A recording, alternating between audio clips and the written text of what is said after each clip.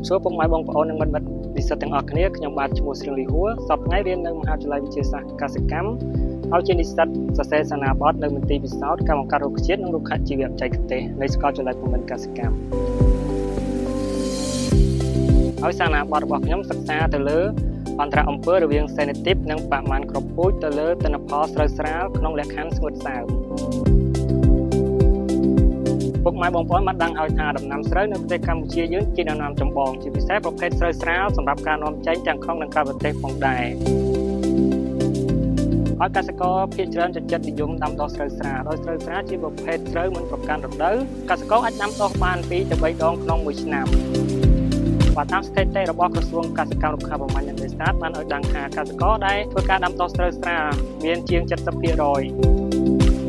ក្នុងនោះរួមមានពូជដែនក្រអូប01ពូជចំបៃស70ពូជរងាយថ្មីដែលរំដោះដោយវិទ្យាស្ថានស្រាវជ្រាវអភិវឌ្ឍកសិកម្មកម្ពុជានៃក្រសួងកសិកម្មរុក្ខាប្រមាញ់និងនេសាទ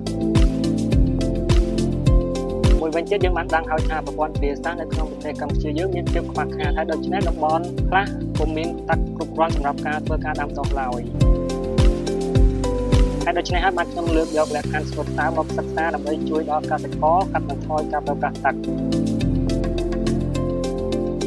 គ្រប់ការពិសោធន៍ទាំងអស់តែងតែមានគោលបំណងនៃការពិសោធន៍របស់ខ្ញុំគឺសិក្សាទៅលើចម្លើយនៃលក្ខណៈវិទ្យាសាស្ត្រនៃទិន្នផលស្រូវស្រាលខុសៗគ្នានិងបរិមាណគ្រាប់ព្រោះក្នុងលក្ខខណ្ឌស្ងួតសើមហើយដូច្នេះហើយបានខ្ញុំលើកយកលក្ខខណ្ឌស្ងួតសើមមកសិក្សាដើម្បីជួយដល់កសិករកាត់បន្ថយការប្រើប្រាស់ទឹកដើម្បីកំណត់បាននូវបរិមាណគ្រាប់ពូជស្រូវស្រាលផ្សេងៗគ្នាក្នុងលក្ខខណ្ឌពង្រឹងគ្រាប់សើមជួយដល់កសិករក្នុងការជ្រើសរើសពូជដែលផ្ដល់ទិន្នផលល្អដែលកសិករទទួលយកបានហើយជាពូជដែលធន់នឹងអាកាសធាតុក្រោយពីបញ្ចប់សារណាបទរបស់ខ្ញុំបាទខ្ញុំរំពឹងទុកថានឹងជួយដល់កសិករក្នុងការជ្រើសរើសបរិមាណគ្រាប់ពូជដែលសមស្របដើម្បីងាយស្រួលគ្រប់គ្រងកត្តាចង្រៃដូចជាពពួកសត្វល្អិតកត្តាស្មៅចង្រៃនិងអាចគ្រប់គ្រងជំងឺបានផងដែរ